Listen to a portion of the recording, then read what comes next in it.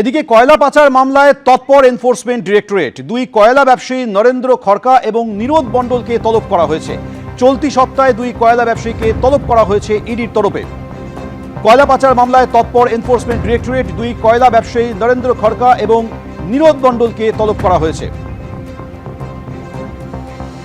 চলতি সপ্তাহে এই দুই কয়লা ব্যবসায়ীকে তলব করেছে এনফোর্সমেন্ট ডিরেক্টরেট। আপনারা জানেন যে ইতিমধ্যেই কয়লা পাচার মামলায় আইপ্যাকের অফিসে ইডির তরফে তল্লাশি চালানো হয়েছিল, আর এবার কয়লা পাচার মামলায় ফের তৎপর হয়েছে এনফোর্সমেন্ট ডিরেক্টরেট। প্রকাশ সিনহা বিস্তারিত বলবেন। প্রকাশ,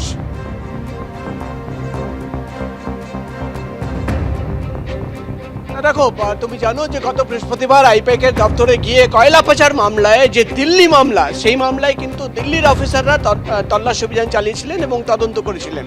এবার যে খবর পাওয়া যাচ্ছে, ইডির অফিসাররা কলকাতায় কয়লা পাচারের যে মামলা হয়েছে সিজিও কমপ্লেক্সের ইডি দপ্তরে, তুমি জানো গত মাসে একটি তল্লাশি অভিযান চালানো হয়েছিল ইডি তরফে, এবং সেই মামলা কিন্তু একদিকে যেমন কলকাতা জোন, অন্যদিকে ঝাড়খণ্ড জোন রাঁচিতে রেজিস্টার করা হয়েছিল।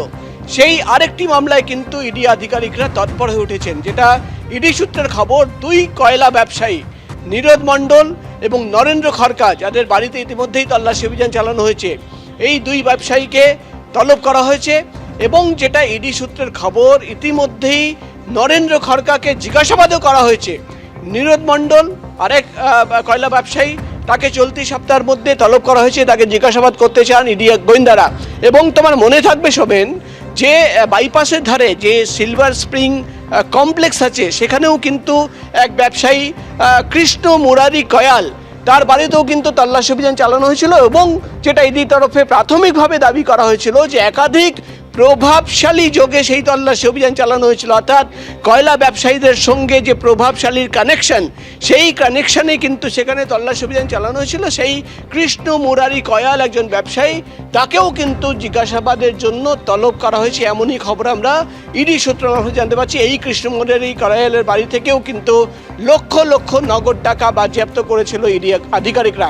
এবং তোমাকে বলে দিই, শুধু এই তিনজন নয়, এর বাইরেও আরও তিনজনকে তলব করা হয়েছে। মোট 6 জনকে তলব করা হয়েছে, যাদের জিজ্ঞাসাবাদ করে মূলত ইডির গোয়েন্দারা দেখতে চান যে এই যে লিঙ্ক, এই যে সিন্ডিকেট, কয়লার যে সিন্ডিকেট কাজ করতো, সেটা কিভাবে কাজ করতো। এবং তোমাকে বলে দিই, গত বৃহস্পতিবার আইপ্যাকের দপ্তরে যে তল্লাশি অভিযান চালানো হলো, দিল্লি থেকে ইডির অফিসাররা পৌঁছে গেছিলেন। সেই মামলা গত অনেক বছর পুরনো মামলা, 2020 সালের মামলা, কিন্তু এখন কলকাতা জোনে যে মামলা করা হয়েছে, এসিআইআর বা এফআইআর করা হয়েছে, সেটা হচ্ছে একদমই নতুন মামলা। অর্থাৎ যে নতুন মামলা রেজিস্টার করা হয়েছে কলকাতা জোনের অফিসে, কয়লার মামলা, সেই মামলায় কিন্তু আবার তৎপর হয়ে উঠেছেন ইডির গোয়েন্দারা এবং একসঙ্গে 6 জনকে তলব করা হয়েছে। একেবারে তুমি আমাদের সঙ্গে থাকো প্রকাশ। আপনারা ইতিমধ্যে জানেন যে গত বৃহস্পতিবার দিল্লির একটি পুরনো মামলায় আইপ্যাকের কর্ণধারে বাড়িতে ইডির তরফে তল্লাশি চালানো হয়। সল্টলেকে আইপ্যাকের অফিসেও ইডির তল্লাশি চালায়, আর সেই তল্লাশিকে কেন্দ্র করে রাজ্য রাজনীতিতে একেবারে তোলপাড় পড়ে গিয়েছে। সেটা ছিল দিল্লির মামলা, আর এবার কলকাতার একটি মামলায় ফের তৎপর হয়েছে এনফোর্সমেন্ট ডিরেক্টরেট। বেশ কয়েকজন ব্যবসায়ীকে ডেকে পাঠানো হয়েছে। আবারও কথা বলবো, প্রকাশ সিনহা আমাদের সঙ্গে রয়েছেন। প্রকাশ, কলকাতার যে নতুন মামলা, তাতে যে 3 জনকে ডেকে পাঠানো হয়েছে, সেই 3 জনের বিরুদ্ধে কি কি অভিযোগ রয়েছে?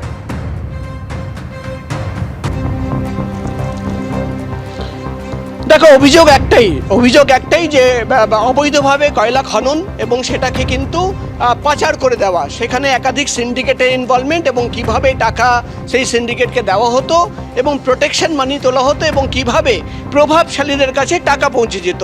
এই মূলত তদন্তর বিষয়। মানি লন্ডারিং, কয়লা পাচারকে কেন্দ্র করে কিভাবে মানি লন্ডারিং হয়েছে কোটি কোটি টাকার। এবং তোমার যে গুরুত্বপূর্ণ বিষয় হচ্ছে, একদিকে যেমন 2020 মামলায় দিল্লির অফিসাররা কয়লা পাচার তদন্ত করতে গিয়ে আইপ্যাকের দপ্তরে তল্লাশি অভিযান চালিয়েছেন, তার প্রতীক জেনের বাড়িতেও তল্লাশি অভিযান চালানো হয়েছে। এবার যেটা ইডি সূত্রের খবর পাওয়া যাচ্ছে যে কলকাতা জোনের যে কয়লা মামলা, সেই মামলায় কিন্তু তারা তৎপর উঠেছেন। একসঙ্গে 1-2 জন নয়, 6 জনকে তলব করা হয়েছে। তার মধ্যে 2 কয়লা ব্যবসায়ী, কৃষ্ণ মুরারি কয়াল, যেখানে প্রভাবশালী লিঙ্ক হচ্ছেন ইডি গোয়েন্দারা, এবং মূলত কাদের কাছে টাকা পৌঁছে গেছিল, কিভাবে টাকা পৌঁছে গেছিল, সিন্ডিকেট কিভাবে অ্যাক্টিভ ছিল, সেই বিস্তারিত তথ্য জানার জন্যই কিন্তু তদন্ত শুরু করেছেন ইডির গোয়েন্দারা। প্রকাশ, ধন্যবাদ। হাইকোর্টের পর সুপ্রিম কোর্ট আইপ্যাক কাণ্ডের প্রেক্ষিতে সর্বোচ্চ আদালতের পিটিশনেও ছত্রে ছত্রে মুখ্যমন্ত্রীর বিরুদ্ধে অভিযোগ তুলেছে এনফোর্সমেন্ট ডিরেক্টরেট। পাল্টা তৃণমূলের অভিযোগ, রাজনৈতিক উদ্দেশ্য প্রণোদিতভাবে ভোটের ঠিক আগে ইডি অভিযোগ করেছে।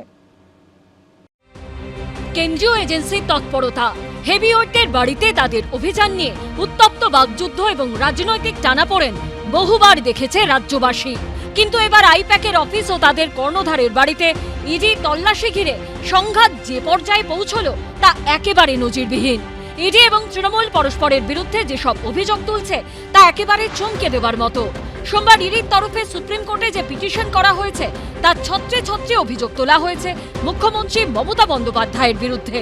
পিটিশনের একটি জায়গায় তারা অভিযোগ করেছে, 8ই জানুয়ারি মমতা বন্দ্যোপাধ্যায়, রাজ্য পুলিশের ডিজি, কলকাতার পুলিশ কমিশনার এবং প্রায় 100 পুলিশ কর্মীর বাহিনী জোর করে ঢুকে পড়ার আগে অবধি তল্লাশি চলছিল শান্তিপূর্ণভাবে এবং আইন মেনে। কোথাও আবার ইডির তরফে অভিযোগ করা হয়েছে, বৃহস্পতিবার ইডি অফিসারদের চমকে দিয়ে সেখানে জোর করে ঢুকে পড়েন মমতা বন্দ্যোপাধ্যায়। সঙ্গে ছিলেন মুখ্য সচিব, রাজ্য পুলিশের ডিজি, কলকাতার police commissioner, deputy police commissioner. তারা শুধু ইডি অফিসারদের হুমকি দেননি, অপরাধ প্রমাণ রয়েছে এমন ফাইল এবং বৈদ্যুতিন তথ্য প্রমাণ ছিনিয়ে নেন। সেই সঙ্গে সরাসরি মুখ্যমন্ত্রীর বিরুদ্ধে এর আগেও আইন হাতে তুলে নেওয়া এবং পুলিশের অপব্যবহারের অভিযোগ তুলেছে ইডি। সুপ্রিম কোর্টের পিটিশনে ইডির তরফে অভিযোগ করা হয়েছে, অপরাধ সংগঠিত করার পর মুখ্যমন্ত্রী এবং তার নির্দেশে পুলিশ কর্তারা কেন্দ্রীয় এজেন্সি ও তার অফিসারদের বিরুদ্ধে একাধিক এফআইআর দায়ের করেছে। ইডির তরফে সুপ্রিম কোর্টের পিটিশনে আরও চাঞ্চল্যকর অভিযোগ করা হয়েছে, ইডি অফিসারদের মনোবল ভেঙে দিতে মুখ্যমন্ত্রীর নির্দেশে ইডি অফিসারদের মিথ্যে, তুচ্ছ এবং বিরক্তিকর মামলায় জড়াচ্ছেন শীর্ষ পুলিশ কর্তারা। পাল্টা তৃণমূলের অভিযোগ, রাজনৈতিক উদ্দেশ্য প্রণোদিতভাবে ভোটের ঠিক আগে ইডি অভিযোগ করেছে। এই যে আইপ্যাকের অফিসে রেড হল, এবার বিজেপির নেতারা বলছে যে কয়লা কাণ্ডে ইডি তদন্ত করছে, ইডি রেড করবে, তাতে আপত্তি কোথায়? কোনো আপত্তি নেই। আপত্তি দুটো যায়, এক হচ্ছে কয়লা তদন্তে লাস্ট 3 বছরে একটা সামান ইস্যু করা হয়নি কাউকে, হঠাৎ করে নির্বাচনের 1 মাস আগে রেড। আর 2 নম্বর আপত্তি হচ্ছে আইপ্যাকের 3 জন ডাইরেক্টর, কোম্পানির উপর রেড হলে 3টে ডাইরেক্টরের উপর রেড হবে। একজন দিল্লিতে কাজ করছে, একজন তামিলনাড়ুতে কাজ করছে, একজন বাংলায় কাজ করছে। খালি বাংলায় রেড হবে কেন? আইপ্যাকের চেন্নাইতে অফিস আছে, আইপ্যাকের দিল্লিতে অফিস আছে, আইপ্যাকের কলকাতায় অফিস আছে। খালি কলকাতায় রেড কেন? দিল্লিতে রেড নয় কেন? হায়দ্রাবাদে আইপ্যাকের অফিস আছে, সেখানে রেড নয় কেন? কেন? তার কারণ রেড করতে তো আসেনি, রেড করতে আসেনি, তথ্য নিতে এসছে, চুরি করতে এসছে।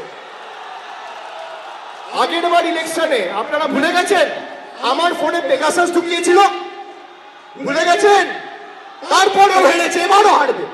একটা বেসরকারি সংস্থার বিরুদ্ধে এজেন্সি তারা তদন্ত চালাচ্ছে, তারা সার্চ অ্যান্ড সিজার করতে যাচ্ছে, আর সেই রাজ্যের মুখ্যমন্ত্রী সেই রাজ্যের সশস্ত্র police, I repeat my words, coat unquote, সশস্ত্র পুলিশ নিয়ে সেখানে দৌড়ে ঢুকে পড়ছেন এবং ঢুকে পড়ে তদন্তে বাধা দিচ্ছেন। সেখান থেকে প্রমাণাদি নিয়ে 2 রকম গাড়িতে চাপিয়ে নিয়ে বেরিয়ে যাচ্ছেন। ঢোকার সময় কি 4টে 5 আর বেরোনোর সময় 0-3টে 5। গাড়ির চালক হচ্ছে সেই যে কোম্পানির এগেনস্টে তদন্ত চলছে, সেই বেসরকারি কোম্পানিরই একজন কর্মী হচ্ছে সেই মুখ্যমন্ত্রীর গাড়ির চালক।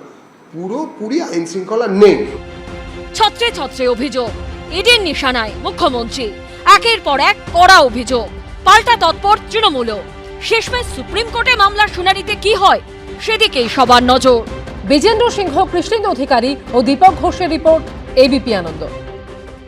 এবিপি আনন্দ, এগিয়ে থাকে, এগিয়ে রাখে।